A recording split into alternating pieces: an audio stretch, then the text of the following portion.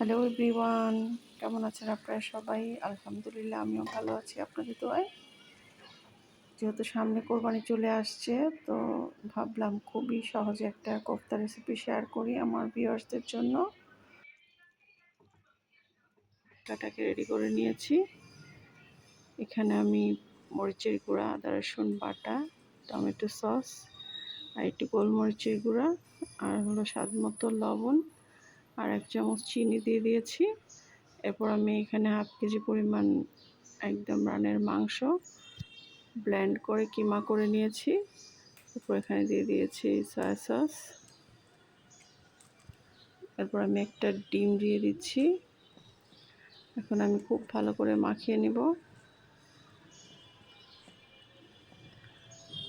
তো আমার কিন্তু মাখানো হয়ে গিয়েছে, তো আমি একদম সম পরিমাণের কয়টা বল করে নিব যেন সবগুলো এক সমান হয়। তারপর আমি চুলায় একটা প্যানের মধ্যে তেল দিয়ে দিয়েছি। এর মধ্যে কিছু আস্ত গরম মশলা দিয়ে দিয়েছি। এরপর আমি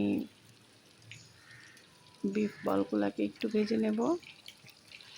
আর আপনাদের কাছে যদি গরম মশলা গুঁড়া থাকে তাহলে অবশ্যই একটু গরম মশলা গুঁড়া দিয়ে দিবেন, তাহলে আর আস্ত গরম মশলাটা দিতে হবে না। হাফ চামচ পরিমাণ একটু গরম মশলা গুঁড়া দিয়ে দিলেই হবে। তো আজকে আমার হাতের কাছে গরম মশলা গুঁড়াটা ছিল না, শেষ হয়ে গিয়েছে। এই জন্য আমি একটু আস্ত গরম মশলা দিয়ে দিয়েছি। তারপর আমি একদম সুন্দর করে ভেজে নিয়েছি। তো এখন আমি বলগুলোকে উঠিয়ে নিব। একদম ব্রাউন করে ভাজা হয়ে গিয়েছে। তো আপনারা চাইলে কিন্তু এটা এমনিতেও অনেক বেশি মজা লাগে, এমনিতেও কিন্তু খাওয়া যায়। তো আমি আজকে এটাকে একদম কারি করব। তো আমি বলগুলোকে উঠিয়ে নিচ্ছি। এরপর ওই তেলের মধ্যেই আমি এখানে পেঁয়াজ কাঁচামরিচ দিয়ে দিচ্ছি। এরপর আমি এখানে দিয়ে দিব আদা রসুন বাটা। এরপর হলুদ, মরিচ, ধনিয়া, জিরা, বেসিক যে গরুর মাংস রান্না করার জন্য যে মশলাগুলো দরকার ওই মশলাগুলো আমি দিয়ে দিয়েছি। তো যেভাবে মাংসটা রান্না করে ওইভাবেই আমি কোফতাটাকে রান্না করে নেব। কিন্তু কোফতার একটা সুবিধা হলো খুব তাড়াতাড়ি রান্না হয়ে যায়, যেহেতু এটা ব্লেন্ড করা, সিদ্ধ হতে তেমন একটা সময় লাগে না। তো এখন আমি মশলাটাকে খুব ভালো করে কষিয়ে নিয়েছি। কষানো হয়ে গেলে তারপর আমি এই যে ভেজে রাখা মিটবলগুলো দিয়ে দিব। আপনারা চাইলে কিন্তু এভাবে মুরগির বুকের মাংস দিয়েও করতে পারেন, কোনো সমস্যা নেই। তো আমি কিছুক্ষণ কষিয়ে নিব। তো আমি কিন্তু স্বাদ মতো লবণও দিয়ে দিয়েছিলাম।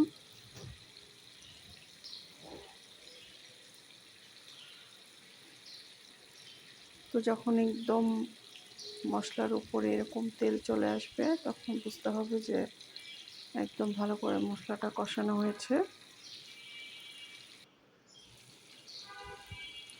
তো আমি একদম নেড়ে চেড়ে খুব ভালো করে কষিয়ে নিয়েছি। এখন আমি একটু ঝোল দিয়ে দিব, কারণ এত শুকনো শুকনো রাখবো না, আমি একটু ঝোল ঝোল রাখবো।